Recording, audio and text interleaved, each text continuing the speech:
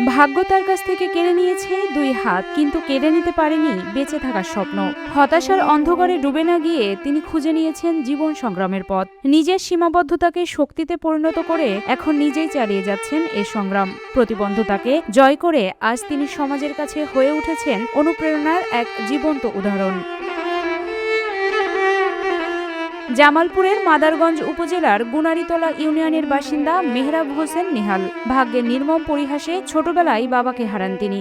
মাধ্যমিক পাশ করে পল্লী বিদ্যুতের ইলেকট্রিশিয়ান হিসেবে কাজ করে কোনোমতে চলছিল মা ছেলের সংসার। কিন্তু 2020 সালে এক অনাকাঙ্ক্ষিত বৈদ্যুতিক দুর্ঘটনা মুহূর্তেই বদলে দেয় তার জীবনের গতিপথ। ছোট্টবেলায় আমার বাবা মারা যায়, তারপর থেকেই আমার মা আমাকে অনেক কষ্ট করে লালন পালন করে। যেই মাত্র আমার জীবনটা ঘুরে দাঁড়ায়, লেখাপড়া শেষ, কর্মজীবনে ঢুকছি, কপালের সবকিছু হচ্ছে কপালে লেখা। কপালে এমন একটি পরীক্ষা আসে যে একটা অ্যাক্সিডেন্টের মাধ্যমে, ইলেকট্রিক শক, এই অ্যাক্সিডেন্টের মাধ্যমে আমার দুটি হাত চলে যায়। মানসিকভাবে কিছুটা ভেঙে পড়লেও এক মুহূর্তের জন্যও হার মানেননি তিনি। যেখানে এমন পরিস্থিতিতে অনেকেই জীবিকার জন্য ভিক্ষাবৃত্তির পথ বেছে নিতে বাধ্য হন, সেখানে নিহাল বেছে নিয়েছেন আত্মমর্যাদা আর সংগ্রামের পথ। শারীরিক সীমাবদ্ধতাকে দুর্বলতা নয়, চ্যালেঞ্জ হিসেবে গ্রহণ করে কঠিন বাস্তবতার সঙ্গে লড়াই করে গড়ে তুলেছেন নিজের জীবিকার ব্যবস্থা। আমাকে সাপোর্ট দেওয়ার মতো কেউ ছিল না। মানসিকভাবে আমি ভেঙে পড়ি যে আসলে কিভাবে চলবো, কিভাবে কি করব। তো পর্যায়ক্রমে আস্তে আস্তে ভাবনা চিন্তার মাঝখানে আমি চিন্তা ভাবনা করি যে আমাকে কিছু করতে হবে, মানুষের দ্বারে কয়দিন যাব। প্রথমে জীবিকা নির্বাহের জন্য একটি ইজি বাইক কেনার পরিকল্পনা করেছিলেন নিহাল। তবে মায়ের পরামর্শে সেই সিদ্ধান্ত থেকে সরে এসে বেছে নেন ভিন্ন পথ। একটি ছোট্ট চায়ের দোকানকে কেন্দ্র করেই শুরু করেন নতুন করে বেঁচে থাকার লড়াই। সর্বপ্রথম চিন্তা করছিলাম যে একটা গাড়ি কিনবো, গাড়ি চালাবো। কিন্তু আমার মা আমাকে বাধা দেয় যে না, তোর জীবনে এমনিতেই একটা দুর্ঘটনা হয়ে গেছে, তো গাড়ির মধ্যে আর যাস না।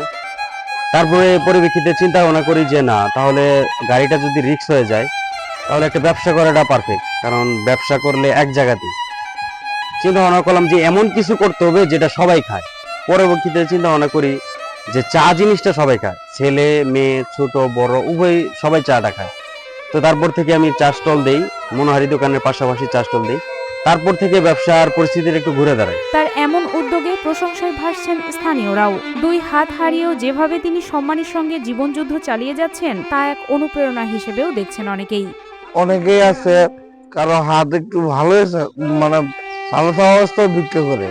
আর আমাদের নিহাল ভাই মনে করেন যে দুইটা হাত নাই ওনার, তারপরও নিজে কর্ম করে দেখা যে মানুষ অচল হইলে কি হবে, তারপর নিজেটা নিজে কর্ম করে খাইতে পারে উনি। আমরা প্রত্যেক দিনই নিহাল ভাইয়ের দোকানে আসি।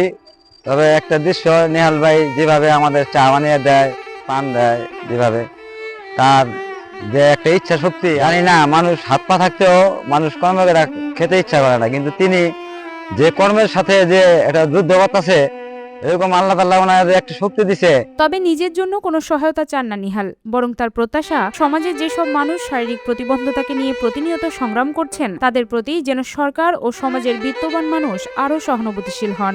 নিহাল বলেন, সুযোগ ও সহযোগিতা পেলে তার মতো অনেক অসহায় ও অক্ষম মানুষও ভিক্ষাবৃত্তির পথ এড়িয়ে সম্মানের সঙ্গে স্বাবলম্বী জীবন গড়ে তুলতে পারবেন।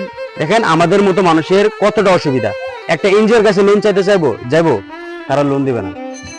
মানে একটা ব্যাংকের কাছে লোন যাবো, তারা দিবে না। কিসের জন্য দিবে না? কারণ আমার যদি হাত নাই, আমাকে লোন দিবে, আমার কাছ থেকে সে টাকা না নিতে পারে, এই উদ্দেশ্যে তারা লোন দিবে না। এনজিও না পারুক, দেশের সরকার তো পারে যে অসহায় মানুষ যারা আছে, যারা আসলে ব্যবসা বাণিজ্য করতে চায়, তাদেরকে লোন দিবে। তারা সরকারের কাছ থেকে লোন নিয়ে ব্যবসা বাণিজ্য করবে, এর পাশাপাশি তারা কিস্তিটা আদায় করবে। দুর্ঘটনায় দুই হাত হারানোর পরও থেমে নেই তার জীবন। ছোট্ট একটি দোকানকে কেন্দ্র করে নতুন করে বাঁচার স্বপ্ন বুনছেন নিহাল। আর এই অদম্য প্রচেষ্টা প্রমাণ করে, যথাযথ সুযোগ ও সহায়তা পেলে প্রতিবন্ধী ব্যক্তিরাও সমাজের বোঝা নয়, সম্পদ হয়ে উঠতে পারেন।